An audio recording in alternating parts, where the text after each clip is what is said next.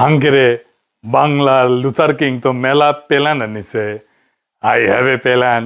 প্ল্যানগুলো কি কিসিমে সেগুলো তো দেখিচ্ছেন। এটা করে জয় বাংলা করে দেওয়া হইতেছে।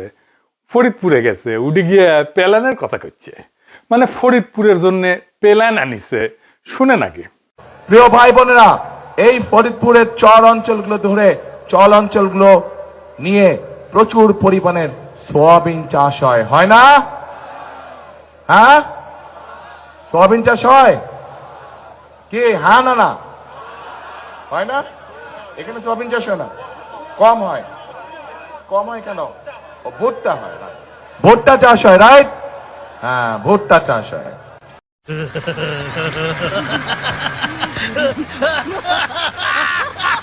শুনিছেন ফরিদপুরে কি চাষ হয় সেটাও জানে না, প্ল্যান আনিছে।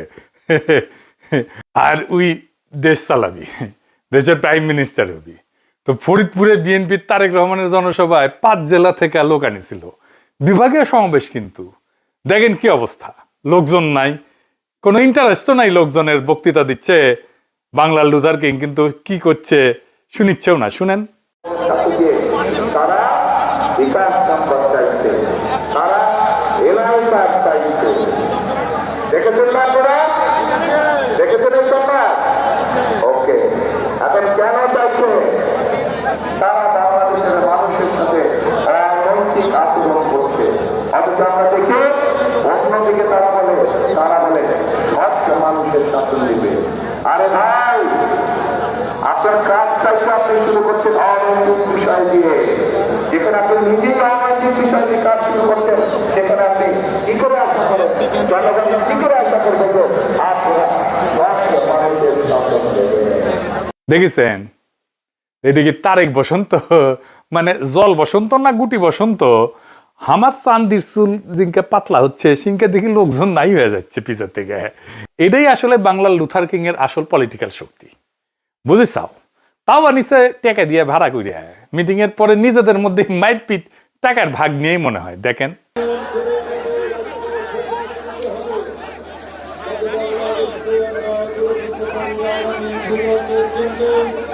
এই দল নাকি বাংলাদেশকে স্থিতিশীল করবে। বাংলাদেশের সাম্প্রতিক সহিংসতার 92% সাথে যুক্ত বিএনপি। টিআইবির গবেষণা আসছে। আর তারেক রহমান বলে যে নির্বাচনে জিতে বাংলাদেশে স্থিতিশীলতা আনবে। তারেক রহমানের চাকর বাকরেরা আমার পোস্টে এসে কমেন্ট বক্সে বলে আমার জন্য নাকি দেশে শান্তি আসতেছে না, দেশকে অশান্ত করাই নাকি আমি সহ আরো কয়েকজনের মিশন। এদের হাতে ক্ষমতা তুলে দিতে চান যারা ক্ষমতার বাইরে থাকার সময় দেশকে এইভাবে জাহান্নাম বানায় ফেলিছে। তারেক রহমান জিতে যাচ্ছে, যা করছে সেটি ধরা গেছে উল্টাপাল্টা কথা কইয়া। আমি আর সবগুলা ধরলাম না, আরো কি কি করেছে জানেন? চট্টগ্রামে যাইয়া কইছে চট্টগ্রাম বাণিজ্যিক রাজধানী বাস্তবায়ন করবি। শুনেন। সমগ্র চট্টগ্রাম সহ সারা দেশে বহু মানুষের কর্মসংস্থান হবে, সারা দেশে ব্যবসা বাণিজ্য অনেক চাঙ্গা হবে, যাতে করে মানুষের কর্মসংস্থান হবে, মানুষ চাকরি ব্যবসা বাণিজ্য করে যেতে পারবে। কি সেটি? বাণিজ্যিক রাজধানী। 2003 সালে চট্টগ্রামকে বাণিজ্যিক রাজধানী স্বীকৃতি দেওয়া হয় এবং 2017 সালে চট্টগ্রামকে বাংলাদেশের বাণিজ্যিক রাজধানী ঘোষণা করা হয়। মানে খালেদা জিয়া এইটাকে বাণিজ্যিক রাজধানী স্বীকৃতি দিছিল, আর হাসিনা বাণিজ্যিক রাজধানী ঘোষণা দিছিল। কুমিল্লার জিয়া কইছে যে কুমিল্লাতে ইপিজেড করা হবে আস্তে আস্তে। শুনেন। কুমিল্লায় এই ইপিজেড আস্তে আস্তে একটা একটা করে ইপিজেড আমরা কুমিল্লাতেও করতে চাই। কুমিল্লাতে ইপিজেড আছে 2001 সাল থেকে। তারপরে রংপুরে যে কইছে তিস্তা ব্যারেজের স্বপ্ন, সেখানে নাকি তারা হাত দেবে আর কি। তিস্তা ব্যারেজ প্রকল্পের কাজ ইনশাল্লাহ 12 তারিখে নির্বাচনের পরে 13 তারিখে বিএনপি ইনশাল্লাহ সরকার গঠন করলে এই এলাকার মানুষের জন্য যে তিস্তা ব্যারেজের স্বপ্ন, সেটি পূরণের কাজে যথাসম্ভব দ্রুত হাত দিব ইনশাল্লাহ। তিস্তা ব্যারেজ উনার বাবা জিয়া 1979 সালে ভিত্তিপ্রস্তর স্থাপন করে, এরশাদ উদ্বোধন করে। সেটা তারেক রহমান আবার বানাবে তিস্তা ব্যারেজ। মির্জা ফখরুল কইছে জামাতে ইসলামী দেশটাকে পিছায় নিয়ে যাইতে চায়। জামাতে ইসলাম এই দেশটাকে আফগানিস্তানে পরিণত করতে চায়, পিছন দিকে নিয়ে যেতে চায়।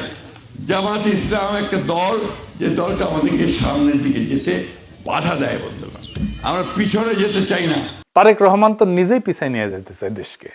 সে 1979 সালে নিয়ে যেতে চায়, যখন তিস্তা ব্যারেজ হয় নাই, যখন চট্টগ্রাম বাণিজ্যিক রাজধানী হয় নাই, কুমিল্লায় ইপিজেড হয় নাই।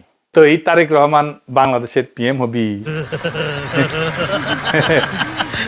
এগুলো তো পেলার নাই, এগুলো হলো মূলা। এর মধ্যে কিছু মূলা আগেই পৌঁছে গেছে। তারেক রহমানের আসলে কোনো প্ল্যান নাই, আছে উর্বর মূলা ক্ষেত। সেই ক্ষেত চাষ করে তারেক রহমানের চাকর বাকরেরা, সার দেয় বিএনপির নয়া ভাতার ভারত। হাসিনার আওয়ামী লীগ যেমন কইছিল যে নির্বাচনে জিতলে 10 টাকার চাল খাওয়াবে, আর বিএনপি বলে নির্বাচনে জিতলে 2500 টাকার বাজারের পয়সা দিবে। দেখেন কত হাস্যকর এই প্ল্যান। বিএনপি যদি ক্ষমতা দেয়, আমরা একটা ফ্যামিলি কার্ড দিব। এই ফ্যামিলি কার্ডের মধ্যে আমরা কি প্রতি মাসে আমরা 2500 টাকার দ্রব্যমূল্য জিনিস ফেরত, নিত্য প্রয়োজনীয় জিনিস আপনাদের এটা দরকার।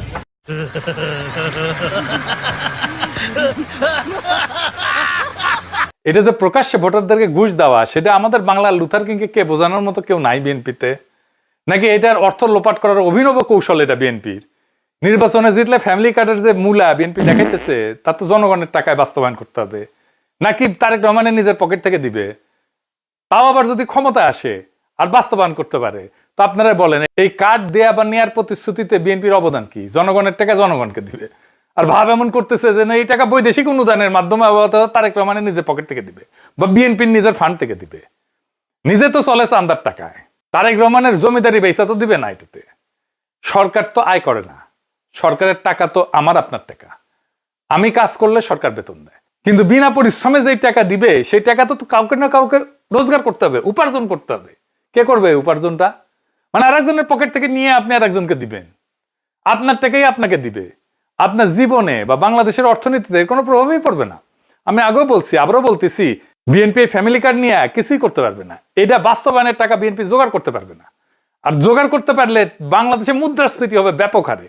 আর তখন 6 মাস পরে এসে বিএনপি বলবে আওয়ামী লীগ আর অন্তর্বর্তী সরকার সব টাকা নিয়ে গেছে, তাই বিএনপি এটা বাস্তবায়ন করতে পারতেছে না। সর্দির বডিগার্ড যেমন 1972 এসে বলছিল কিচ্ছু নাই, ফেরাউনের দল সব শেষ করে দিয়ে গেছে। শুনেন, টাকা নাই, পয়সা নাই, চাল নাই, ডাল নাই, রাস্তা নাই, রেলওয়ে ভেঙে দিয়ে গেছে, সব শেষ করে ফেরাউনের দল সব শেষ করে দিয়ে গেছে। তো ট্রেনিং তো আছেই, অঙ্কেই কবি আর কি, যে কিছুই নাই, আমরা কেমনে করব, এত যে খারাপ অবস্থা আমরা তো জানতাম না। বিএনপি সেই একই অজুহাত দিবে। তা এখনই আপনাদের কয়ে দিতেছি, পরে মিলিয়ে নেওয়ার সুযোগ থাকলে মিলাই নিয়েন। আবার সেদিন দেখলাম কইতেছে তারেক রহমান ক্ষমতায় গেলে নাকি প্রাইমারি শিক্ষকদের ট্যাব দিবে। ট্যাব এই যে এই ট্যাব দিয়ে নাকি প্রাইমারি স্কুলের শিক্ষকেরা প্রশিক্ষণ নিবে নিজেরা, আবার অন্যদের প্রশিক্ষণও দিবি। আমি এ কথা শুনে হাসুম না কান্দুম, এটা মাথায় আসে না। আমরা একটি নতুন বিষয় ইন্ট্রোডিউস করতে চাচ্ছি, সেটি হচ্ছে ওয়ান টিচার ওয়ান ট্যাব। আমরা এই টিচারদের কাছে ছোট ট্যাব বা কম্পিউটার পৌঁছে দিতে চাচ্ছি। প্রথমে আমরা যদি এই সকল টিচারকে ঢাকা শহরে বা বিভাগীয় শহরে নিয়ে এসে ট্রেনিং দেই, তাহলে দেখা যাবে যে অনেক খরচ হবে, রাষ্ট্রের সময়ও নষ্ট হবে। সেই জন্য আমরা এই ট্যাবটা পৌঁছে দিতে চাচ্ছি। আমরা শিক্ষকদের কাছে পৌঁছে দিব এবং তাদের কিভাবে এটি পরিচালনা করবেন, তারা কিভাবে এটি চালাবেন, তারা জেলায় জেলায় আমরা তাদেরকে সেটি শিখাবো। তারপরে তারা তাদের উপজেলা, ইউনিয়ন, গ্রামে ছড়িয়ে ছিটে পারবেন। শিক্ষকদের ট্যাব দিয়ে কি শিক্ষার মানের উন্নয়ন আদৌ সম্ভব? না, সম্ভব না। এটা ধান্দা। এটা পশ্চিমা দুনিয়ায় বলে ডিস্টেন্স লার্নিং বা দূর শিক্ষণ পদ্ধতি, যা সাধারণত শিক্ষার বিকল্প পদ্ধতি হিসেবে ব্যবহৃত হয়। ট্যাবের মাধ্যমে শিক্ষা কার্যক্রম পরিচালনা করাটা জনপ্রিয় ছিল কোভিডের সময়, যখন আমরা সামাজিক দূরত্ব বজায় রাখতাম, একজনের সাথে একজন দেখা করতাম না, কথা কইতাম না, স্কুলে কলেজে যাইতাম না, অফিসে যাইতাম না, ওই সময়কার কথা। কিন্তু শিক্ষকদের ট্যাব দিলে যে শিক্ষার্থীরা তার সুবিধা পাবে, এটা একটা কাল্পনিক প্ল্যান। বাংলাদেশে প্রাইমারি স্কুলে অধিকাংশ সুবিধা বঞ্চিত ছাত্রছাত্রীরা পড়াশোনা করে। এই জন্যই প্রাইমারি থেকে উচ্চ মাধ্যমিকের ড্রপ আউট ঠেকানোর জন্য স্কুলগামী শিক্ষার্থীদের পিতা মাতাদেরকে অর্থ সহায়তা দিত হাসিনার আওয়ামী লীগ সরকার। এটা একটা যুক্তি ছিল যে পারিবারিক অর্থ উপার্জনের জন্য বাবা মা সন্তানের পড়াশোনা যেন বন্ধ না করে দেয়। বিএনপি, আওয়ামী আর ভারতের সালসাকাইয়া আন্দাজে ডিল মারতেছে, আর প্রমাণ হইল এই ট্যাবের আইডিয়া দিয়া। এর পিছনে আছে ভয়ঙ্কর এক লোভের ফাঁদ, ধান্দা। এই প্রাইমারি শিক্ষকেরা নির্বাচনে পোলিং অফিসারের দায়িত্ব পালন করবে অনেক ভোট কেন্দ্রে। তারেক রহমান এই সমস্ত নির্বাচনের দায়িত্বে নিয়ে যেহেতু অফিসারদেরকে ট্যাব পাওয়ার লোভ দেখাইতেছে যেন তারা বিএনপির ভোট চুরির প্ল্যানকে বাধা না দেয়। এটা আর একটা প্ল্যান। নির্বাচন আছে, তারপরে এই শিক্ষকদেরকে ট্যাব দেওয়ার নামে প্রথমে বিএনপির কোনো ব্যবসায়ীকে কাজ দিবে, 10,000 টাকার ট্যাব 1 লাখ টাকায় কিনবে, তারপর ওই ট্যাব চালানোর জন্য প্রশিক্ষণের নামে কোনো একটা কনসাল্টিং ফার্ম নিয়োগ করবে, সেটাও আর বিএনপির, সেখান থেকে টাকা খাবে সবাই। তারপর কোটি কোটি যেন 10% যাবে আর কি। তারপর ওই সমস্ত ট্যাব আর শিক্ষা কন্টেন্ট বানানোর জন্য আবার প্রকল্প আর পয়সা, খালি ধান্দা আর ধান্দা। তারেক রহমানের সব চাকর বাকরেরা কোমরাত গামছা বান দিছে টাইট করে, যে কোনটি কোনটি ধান্দা করবে পারে। দিন শেষে ওই সমস্ত বাতিল ট্যাব দিয়া দেশে শিক্ষা কার্যক্রম হবে না, প্রাইমারি শিক্ষকদের বাচ্চারা গেম খেলার কাছে ব্যবহার করবে। লিখে নিয়েন, এই হলে বিএনপির প্ল্যান। এখন বিএনপির সব লেসপেন্সার গুলো বলে, দাদা আপনি কিছু কেমনে জানলেন? ভাই আমরা রাজনীতি করি, মানুষের সাথে মিশি, কথা বলি, মানুষ নিয়ে আমাদের কাজ। আমরা টেম্পু স্ট্যান্ড দখল, আওয়ামী লীগের ব্যবসা দখলের ধান্দা করি না। যাই হোক, মূল আলাপে আসি। বাংলাদেশের আগামীর পররাষ্ট্রনীতি কি হবে, কেউ এটা নিয়ে কথা কয় নাই। আসেন আজকে আমরা এটা নিয়ে কথা কই। বিএনপির পররাষ্ট্রনীতি নিয়ে প্ল্যান কি কইছে? কয় নাই। কারণ কি জানেন? কারণ প্ল্যান তো আগেই সবাই জানে। আওয়ামী লীগের জন্য যে পররাষ্ট্রনীতি ছিল সেটাই বিএনপির প্ল্যান, বিএনপির জন্য সে একই পররাষ্ট্রনীতি। এই জন্যই বিএনপি কোনো পররাষ্ট্রনীতি নিয়ে কথা করছে না। যেখানে জুলাই বর্ষা বিপ্লবের অন্যতম লক্ষ্য ছিল ভারতের আধিপত্যবাদের অবসান, সেখানে বিএনপির মোটা মাথার বুদ্ধিজীবীরা একটা বাস্তবসম্মত পররাষ্ট্রনীতি বানাইতে পারছে না। একটা দেশের সরকারকে মোটা দাগে 2টা বিষয় নিয়ে কাজ করতে হয়, আভ্যন্তরীণ আর বাহ্যিক। অন্য কথায় দেশ পরিচালনা করা আর দেশের সার্বভৌমত্ব রক্ষা করা। দেশের অভ্যন্তরের কাজ নিয়ে বিএনপির অনেক প্ল্যান আমরা জয় বাংলা করে দিছি তো, তাই না? যেহেতু বিএনপি পররাষ্ট্রনীতি নিয়ে কথা বলার ইন্টেলেকচুয়াল যোগ্যতা নাই, তাই সেটা নিয়ে সমালোচনা করারও কিছু নাই। এই বিষয়ে বিএনপি আগেই 2 হাত তুলে আমাদের বুঝাই দিছে, স্যারেন্ডার করেছে, স্যালেন্ডার যে আওয়ামী লীগ যেমন দেশকে ভারতের কাছে বর্গা দিয়া আমাদের পররাষ্ট্র মন্ত্রণালয়কে ধ্বংস করেছে, তেমনি বিএনপি দেশকে ভারতের কাছে বর্গা দিয়ে রাখবে। পররাষ্ট্রনীতি তো সামলাবে ইন্ডিয়া, বিএনপির জন্য সামলাবে, আওয়ামী লীগের জন্য সামলেছে, বিএনপির জন্য সামলে দিবে। আর বিএনপি খালি দেশে লুটপাট, চাঁদাবাজি, দেনদারবাজি, ধান্দাবাজিতে মনোনিবেশ করবে। এই হলো প্ল্যান। আসেন আজকে আপনাদেরকে আমাদের ঐক্যবদ্ধ বাংলাদেশ নামের জাতীয়তাবাদী ফ্রন্টের পররাষ্ট্রনীতি নিয়ে কিছু বলি। বিএনপির সব ছাত্রী বুদ্ধিজীবীরা বসে পড়েন প্ল্যান কপি পেস্ট করার জন্য। আসেন আমরা আল্লাহর নামে শুরু করি।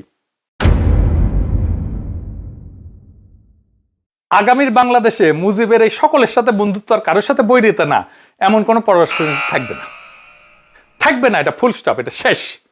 কারণ ওইটা ভারতের শিখায় দেওয়া পররাষ্ট্রনীতি।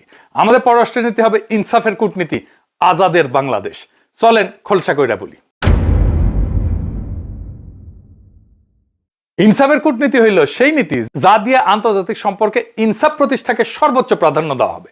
ইনসাফের 5টা খুঁটি থাকবে, 5টা। এই 5 খুঁটির ধারণা কিন্তু ইসলামের 5টা স্তম্ভের ধারণার সাথে মিলে যেতেছে একেবারে বরাবর। ইসলামের 5টা স্তম্ভ আছে না, কলিমা, নামাজ, রোজা, হজ, যাকাত। আর আমাদের ইনসাফের কূটনীতির 5টা স্তম্ভ হইল: 1 নাম্বার ন্যায্যতা এবং প্রাপ্যতা, 2 নাম্বার পারস্পরিক স্বার্থ ও সম্মান, 3 নাম্বার আন্তর্জাতিক আইনের প্রতি শ্রদ্ধা এবং বিশ্ব শান্তি বিনির্মাণ, 4 নাম্বার অর্থনৈতিক এবং বাণিজ্যিক স্বাধীনতা, 5 নাম্বার প্রবাসীর অধিকার এবং কল্যাণ। চলেন একটা একটা করে খোলাসা করি। ইনসাফের কূটনীতিতে প্রথম স্তম্ভ হবে ন্যায্যতা এবং প্রাপ্যতা। স্বাধীনতার পর থেকে যেই সমস্ত দেশ আমাদের আর্থিক এবং রাজনৈতিকভাবে সহায়তা দিচ্ছে, তারা আমাদের থেকে সেই পরিমাণে বন্ধুত্ব আর বাজার সুবিধা লাভ করবে। ধরেন জাপান, স্বাধীন বাংলাদেশে এই পর্যন্ত সর্বোচ্চ উন্নয়ন সহযোগিতা দিচ্ছে আমাদের জাপান। সেই প্রেক্ষিতে জাপানের সাথে আমাদের ওই রকম বাণিজ্যিক সম্পর্ক নাই কিন্তু। আবার ধরেন সৌদি আরব, স্বাধীনতার পর থেকে মুসলিম বিশ্বের দেশ হিসেবে সৌদি আরবের কাছ থেকে আমরা অনেক সহায়তা পেয়েছি। ইনসাফের কূটনীতিতে এই সমস্ত রাজনৈতিক সহায়তাকে পূর্ণ সম্মান দেওয়া হবে। তেমনি ইউরোপের বাজারে আমাদের পণ্যের যেভাবে শুল্কমুক্ত রপ্তানি সুবিধা দেওয়া হয়েছিল, তা বজায় রাখতে আমরা তাদের সাথে বাণিজ্যিক সম্পর্ককে আরো জোরদার করব। ইউরোপ থেকে আমাদের উন্নত প্রযুক্তি আমদানি করতে হবে। যেমন ধরেন আমরা সেই প্রযুক্তি আমদানি করব, আর আমাদের দেশে সেই প্রযুক্তির কোনো না কোনো অংশ উৎপাদন করার জন্য আমাদের জনশক্তিকে ব্যবহার করবে, আমাদের দেশে কারখানা বানাবে। তাই আমদানি আমাদের সক্ষমতাও বাড়াবে। অন্যদিকে সেই পণ্যের কোনো না কোনো উপাদান উৎপাদনের জন্য আমাদের দেশের জনশক্তিকে আমরা দক্ষ করে তুলতে পারবো, প্রযুক্তি নিয়ে আসতে পারবো। এমন অনেক দেশ আছে যারা আমাদেরকে ধর্মীয় দৃষ্টিকোণ থেকে বিভিন্ন সহায়তা দিয়ে আসছে, যেমন ধরেন তুরস্ক, কাতার, ইন্দোনেশিয়া। এই সমস্ত দেশের সাথে বাণিজ্যিক এবং কূটনৈতিক সম্পর্ক গড়ে তোলাটাই আমাদের ইনসাফের কূটনীতির প্রথম স্তম্ভের লক্ষ্য। এরপরে আসেন পরের পয়েন্টে। পারস্পরিক স্বার্থ এবং সম্মান, এটা মূলত ভারতের জন্য। ভারত নিয়ে আমাদের পররাষ্ট্রনীতি কি হবে, এটা সবচেয়ে ক্রিটিক্যাল আমাদের জন্যও। ভারত ছাড়া অন্য যে সমস্ত দেশের সাথে আমাদের সম্পর্ক নিয়ে আমাদের ভাবতে হবে, তাদের ক্ষেত্রে এই স্তম্ভটা প্রাধান্য পাবে। এই স্তম্ভ নিশ্চিত করবে, তার মানে পারস্পরিক স্বার্থ এবং সম্মান। এই স্তম্ভটা যে সমস্ত দেশ আমাদেরকে স্বাধীন রাষ্ট্র হিসেবে আমাদের স্বার্থে আঘাত করবে না, আমাদের আভ্যন্তরীণ বিষয়ে নাক গলাবে না, আমাদের রাজনীতিতে শত্রুমিত্র তৈরি করবে না, সেই সমস্ত দেশের সাথে আমাদের বন্ধুত্ব বজায় থাকবে এবং প্রয়োজনে তা জোরদার করা হবে। এখন ভারত যদি আওয়ামী লীগারদের আশ্রয় দেয়, হাসিনাকে আশ্রয় দেয়, বাংলাদেশের রাজনীতিতে হস্তক্ষেপ করে, গোয়েন্দা কারবারি করে, চোরাচালানকে উৎসাহিত করে, সীমান্ত হত্যা করে, অভিন্ন নদীর পানি আটকায় দেয়, বাংলাদেশের বিরুদ্ধে ক্রমাগত ঘৃণা উৎপাদন করে, আর তাদের দেশে মুসলমান কোপানো, এইগুলো যদি না থামায়, তাইলে এইগুলা নিয়ে আমরা ভারতের সাথে আলোচনায় বসবো। তাদেরকে বুঝাতে হবে আমাদের পররাষ্ট্রনীতিটা কি, আমাদের স্বার্থ কি, এবং তাদের সাথে বন্ধুত্ব রক্ষার চেষ্টা করব এইভাবে। তবে ভারত বা অন্য কোনো দেশ যদি আমাদের আত্মমর্যাদা এবং জাতীয়গত সম্মানকে অবজ্ঞা করে, তাহলে আমরা তাদের থেকে দূরত্ব বজায় রাখবো, প্লেন অ্যান্ড সিম্পল। শুধু তাই না, দেশের স্বার্থের বিপক্ষে অতীতের যে কোনো সরকারের করে দেওয়া সকল অসম চুক্তিকে পুনর্বিবেচনা করে তার ন্যায্যতা এবং প্রাপ্যতার ভিত্তিতে পুনর্নির্ধারণ করা হবে। দেশের সার্বভৌমত্ব রক্ষা করবে আমাদের দেশ এবং দেশের জনগণ, অন্য কেউ না। পরের পয়েন্ট, আমাদের পররাষ্ট্রনীতিতে আন্তর্জাতিক আইনের প্রতি পূর্ণ সম্মান এবং আস্থাকে প্রাধান্য দেওয়া হবে। একই সাথে বিশ্বশান্তি প্রতিষ্ঠায় বাংলাদেশের অগ্রগামী ভূমিকা নিশ্চিত করা হবে। আন্তর্জাতিক আইনের যে সমস্ত বিষয়ে বাংলাদেশ প্রতিশ্রুতিবদ্ধ তা নিষ্ঠার সাথে পালন করা হবে। জাতিসংঘ ব্যবস্থার মাধ্যমে সকল আন্তর্জাতিক সমস্যার যৌক্তিক সমাধান নিশ্চিত করা হবে। রোহিঙ্গা সমস্যা সমাধানে আন্তর্জাতিক আইনের ব্যবহার করবে বাংলাদেশ। একই সাথে যারা এই প্রচারণা করছে যে আমাদের জোট ক্ষমতা আসলে নারীর অধিকার বিনষ্ট হবে, তাদেরকে বলি যেন তারা ভালো কইরা আন্তর্জাতিক আইনে নারী ক্ষমতায়ন এবং অধিকার নিশ্চিতে বাংলাদেশ কি কি প্রতিশ্রুতি করছে জাতিসংঘে তা একটু পড়ে দেখে। মূর্খ দ্বারা তো কিছু পড়ে না। আমাদের জোট নির্বাচিত হইলে কোনো প্রতিশ্রুতির বরখেলাপ করা হবে না, বরং নারীর পূর্ণ সামাজিক সম্মান এবং অর্থনৈতিক স্বনির্ভরতা নিশ্চিতে অন্যান্য প্রয়োজনীয় আন্তর্জাতিক কনভেনশনে বাংলাদেশ যুক্ত হবে। পাশাপাশি বিশ্বশান্তি প্রতিষ্ঠায় হবে আগামীর বাংলাদেশের পররাষ্ট্রনীতির মাপকাঠি। জাতিসংঘের শান্তি রক্ষা মিশনে বাংলাদেশের সর্বোচ্চ অংশীদারিত্ব নিশ্চিতে কূটনৈতিক পদক্ষেপ গ্রহণ করা হবে, যেন আমাদের সশস্ত্র বাহিনী বিশ্ব দরবারে শান্তি রক্ষার আইকন হয়ে উঠতে পারে। আইন শৃঙ্খলা বাহিনীকে আন্তর্জাতিক স্ট্যান্ডার্ড অনুযায়ী প্রশিক্ষণ দেওয়া হবে, যেন তারা আন্তর্জাতিক মানদণ্ড অনুযায়ী আইন শৃঙ্খলা কার্যক্রম পরিচালনা করতে পারে। অতীতের মতো আইন শৃঙ্খলা বাহিনী যেন দলীয় বাহিনীতে পরিণত না হয়, সেই ব্যবস্থা করা হবে। আমাদের সশস্ত্র বাহিনীর বন্দুক যেন 24-এর মতো আমাদের দিকে গুলি না ছুটতে পারে তা নিশ্চিত করা হবে। অর্থনৈতিক এবং বাণিজ্যিক স্বাধীনতা, এইটার মানে হইল আমাদের জোট ক্ষমতা আসবে তো অবশ্যই ইনশাল্লাহ, বাংলাদেশ হবে একটা উন্মুক্ত এবং প্রতিযোগিতামূলক বাজার। বাংলাদেশের বাজার সকল দেশের জন্য খুলে দেওয়া হবে। সকল আমদানি হবে প্রতিযোগিতার ভিত্তিতে, যেখানে পণ্যের মান এবং যৌক্তিক মূল্যকে আমদানির জন্য প্রাধান্য দেওয়া হবে। সিন্ডিকেটের মাধ্যমে পণ্য আমদানি করে দেশের ভোক্তা এবং উৎপাদনকারীদেরকে জিম্মি করার সকল সংস্কৃতিকে চিরতরে কবর দিয়ে দেওয়া হবে। আওয়ামী লীগের মতো বাংলাদেশকে ভারতের মনোপলি তো দূরের কথা, আমরা ক্ষমতায় না আসলেও কেউ যদি বাংলাদেশের বাণিজ্যিক এবং অর্থনৈতিক স্বাধীনতা বিনষ্ট করার চেষ্টা করে, তাকে প্রতিহত করা হবে। চাল, ডাল, অন্যান্য কাঁচামাল সহ আমদানি ভিত্তিক সকল পণ্যের মান নিশ্চিত করে যেই দেশ কম দামে দিবে তার থেকে আমদানি করা হবে, কাউকে আলাদা সুবিধা দেওয়া হবে না। দেখেন কি সুন্দর আমাদের পররাষ্ট্রনীতি, প্রত্যেকটা স্তম্ভ আরেকটার সাথে কিভাবে সম্পর্কিত। একটা দালান যেমন সকল পিলারের সমন্বিত শক্তিতে দাঁড়ায় থাকে, তেমনি আমাদের ঐক্যবদ্ধ বাংলাদেশ জোটের পররাষ্ট্রনীতি তার 5টা স্তম্ভের মাধ্যমে কাঁধে কাঁধ রেখে দেশের সার্বভৌমত্বকে রক্ষা করে যাবে। এবার চলেন আমাদের সকল স্তম্ভের মধ্যমণি নিয়ে আলোচনা করি। প্রবাসীদের অধিকার এবং সুরক্ষা নিয়ে আমাদের লুথার কিং এর কোনো প্ল্যান নাই, আছে মহা হেডমেলা ভয়ান। প্রবাসীদের নিয়ে নাকি তার চিন্তার শেষ নাই। তিনি নাকি এত বছর প্রবাসী থেকে তাদের সব সমস্যার কথা জানেন এবং বুঝেন। ওরে বাবার রে, সর্বজ্ঞ আর কি, ওইটা নাকি তিনি দেখবেন। আপনারাই বলেন, আজ পর্যন্ত কোনোদিন কারো মুখে শুনেছেন আপনারা যে প্রবাসীদের নিয়ে বিএনপির কোনো প্ল্যান বা কিছু আছে? নাই। কারণ তারা প্রবাসে থাকছে আর কমিটি বাণিজ্য করেছে আর বৈশা বৈশা টাকা কামাইছে। যখন ছাত্রছাত্রীরা হাসিনাকে খেদাইছে, তারপর সবাই টুপ করে দেশে ফিরে আসছে। হাসিনার মতো চট করে ঢুকে গেছে আর ক্ষমতা বসার স্বপ্ন দেখতেছে। কি আর কমো, বিএনপির কাছে প্রবাসী মানে হইল টাকা আয়ের মেশিন। বিএনপি বিদেশ ফেরত কয়জন নেতা দেখাইতে পারবেন প্রমাণ সহ যে তাদের বিদেশে অবস্থানকালীন সময়ে তিনারা রেমিটেন্স পাঠাইছেন বাংলাদেশে? পারবেন না, চ্যালেঞ্জ দিলাম। তাইলে তারা চলছেন কেমনে, খাইছেন কি? হয় তারা দেশ থেকে রেমিটেন্স নিছেন, অথবা বিদেশে কমিটি বাণিজ্য করে ধান্দা করছেন। আওয়ামী লীগ তো বিদেশে টাকা নিয়ে গেছে, আপনারা তো 1/11-এর সময় ধরা খাইয়া যৌথ বাহিনীর হাতে ডলা খাইছেন। আপনাদের 17 বছর আপনারা শুধু প্রবাসীদের থেকে লুটপাট করে রেখেছেন, এটা সবাই জানে। তাই এখন প্রবাসীদের জন্য কি করবেন তা আপনাদের মাথায় আসে না। আপনাকে অবৈধ অভিবাসন ঠেকাতে পারবেন না, কারণ আপনাদের দলের লোকেরাই আদম পাচারের সাথে যুক্ত, এখনো আছে, পরেও থাকবে। আপনারা কি ইউরোপ প্রবাসীদের প্রত্যাবাসন ঠেকাইতে পারবেন না, কারণ আপনাদের এটাই জানা নাই যে ইউরোপের প্রবাসীদের ফেরত পাঠানোর জন্য হাসিনা যে সমস্ত চুক্তি করে গেছিল তা কিভাবে শিথিল করা যায়। কি ভাবিছেন কয়া দিব কমু না? এইখানেই আমাদের কারিশমা কাপুর। আরে না এডিটর সাহেব, এই কারিশমা কাপুর না, কারিশমা। যাই হোক, এই আমাদের কারিশমা দেশের মানুষ দেখবে। সব কইলে তো আবার আপনাদের বুদ্ধিজীবী ভালসুন গুলা প্ল্যান কপি করতে লেগে যাবে। আপনারা কি প্রবাসীদের সমস্যা সম্পর্কে জানেন কি পরিমাণে প্রবাসী পাসপোর্ট নিয়ে সমস্যা ভুগতেছে? জানেন জাতীয় পরিচয়পত্র না থাকার জন্য কিভাবে প্রবাসীদের সম্পদ দেশে লুটপাট হইতেছে? জানেন, কিন্তু কিছু করবেন না, কারণ এইগুলা বন্ধের ঘোষণা দিলে তো আপনাদের প্রবাসী লোকেরা কি লুটপাট করবে আর কি খাবে? পারলে ঘোষণা দেন কোনো অবৈধ অভিবাসন হবে না, কোনো প্রবাসী বিচারবিহীন প্রত্যাবর্ষিত হবে না, কোনো প্রবাসীর দেশের সম্পদ বেদখল হবে না। দেখি কত হ্যাডম আপনাদের, আর কত বোঝেন আপনারা প্রবাসীদের সমস্যা। আমাদের জোট ক্ষমতা আসলে প্রবাসীদের সমস্যা সমাধানে একটা 360 ডিগ্রি সমাধান করা হবে, মানে চারিদিক থেকে সমাধান করা হবে। অবৈধভাবে প্রবাসীরা বিদেশে না গেলে তাদের জোর করে ফেরত পাঠানোর কিছু নাই। আর দূতাবাসগুলোতে লোকবল বৃদ্ধি করলে প্রবাসীদের সকল নাগরিক সুবিধা দেওয়া সম্ভব। আমরা সেই কাজ করব। তখন জাতীয় পরিচয়পত্র না থাকায় কোনো প্রবাসীর স্থাবর সম্পদ বেদখল হওয়ার সম্ভাবনা থাকবে না, কমে যাবে।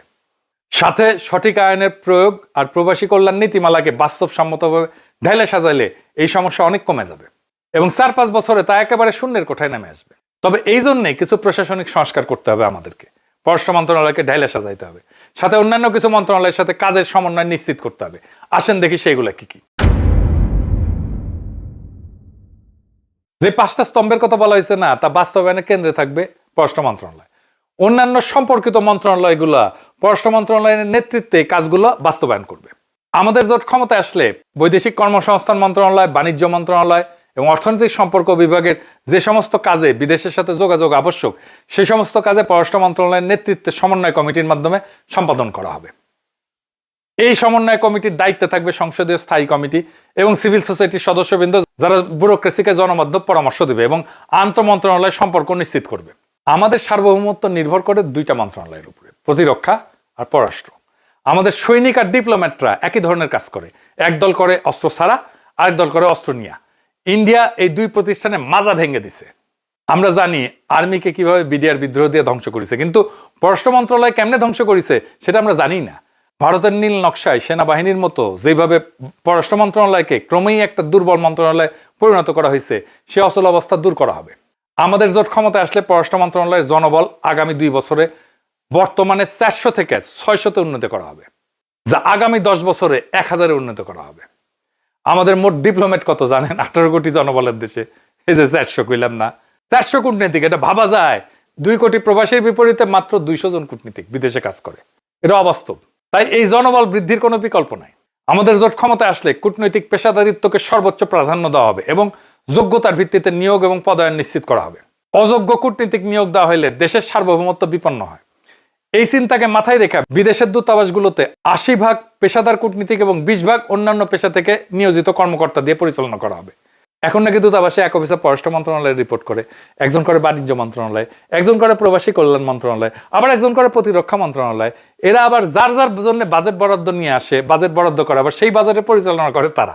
আবার বিদেশের দূতাবাস চালায় পররাষ্ট্র মন্ত্রণালয়, বাজেট দেয় অর্থ মন্ত্রণালয়। এটা কোনো সিস্টেম?